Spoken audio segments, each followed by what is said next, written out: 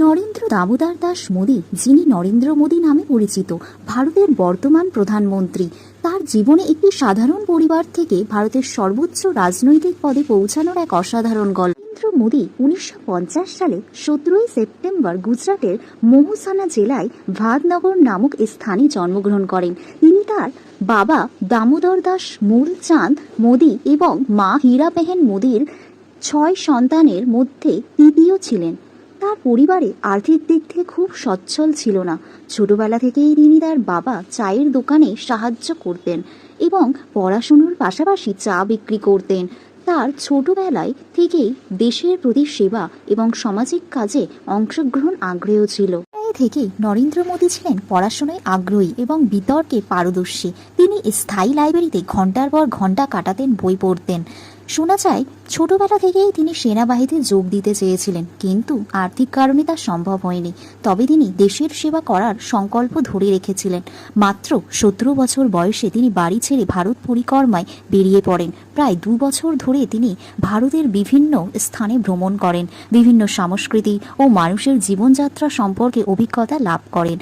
বাড়ি ফেরার পরে তিনি আহমেদাবাদে রাষ্ট্রীয় সংঘসেবক সংঘতে যোগ দেন। আর এসএস ছিল ভারতের সামাজিক ও সাংস্কৃতিকদের জন্য নিবেদিত একটি সংগঠন। 1971 সালে তিনি পূর্ণ সময়ের জন্য আরএসএস এর এক কর্মী হন। জরুরি অবস্থার সময় তিনি আত্মগোপন করেন কাজ করেছিলেন এবং এই সময় তার সাংগঠনিক দক্ষতা আরও বৃদ্ধি পায়। 1987 সালে নরেন্দ্র মোদী ভারতের জনতা পার্টি বিজেপিতে যোগ দেন। এরপর থেকে তার রাজনৈতিক জীবনের এক নতুন অধ্যায় শুরু হয়। তিনি বিজেপির মধ্যে দ্রুত সাংগঠনিক স্তরে উঠে আসেন। 2001 সালে নরেন্দ্র মোদী গুজরাটের মুখ্যমন্ত্রী হিসাবে দায়িত্ব গ্রহণ করেন। তার নেতৃত্বে গুজরাট দ্রুত উন্নয়নের পথে এগিয়ে যায়। দীর্ঘ 13 বছরে তিনি এই পথে ছিলেন এবং এই সময় তিনি গুজরাটের সুশাসন ও উন্নয়নের অনেক দৃষ্টান্ত স্থাপন করেন। তার এই মেয়াদকালে গুজরাটের অর্থনৈতিক এবং সামাজিক ক্ষেত্রে ব্যাপক পরিবর্তন দেখেছিল। 2014 সালে লোকসভা নির্বাচনে নরেন্দ্র মোদী বিজেপির প্রধানমন্ত্রী পদপ্রার্থী হিসাবে মনোনীত হন। তার নেতৃত্বে বিজেপি এক ঐতিহাসিক জয়লাভ করে এবং 1984 সালে পর প্রথমবার এক দল লোকসভায় নিরঙ্কুশ সংখ্যাগরিষ্ঠতা অর্জন করে। 2014 সালে 26শে মে তিনি ভারতের 15তম প্রধানমন্ত্রী হিসাবে শপথ গ্রহণ করেন।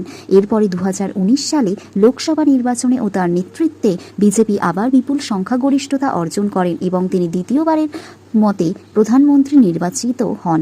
তিনি স্বাধীন ভারতের জন্মগ্রহণকারী ভারতের প্রথম প্রধানমন্ত্রী।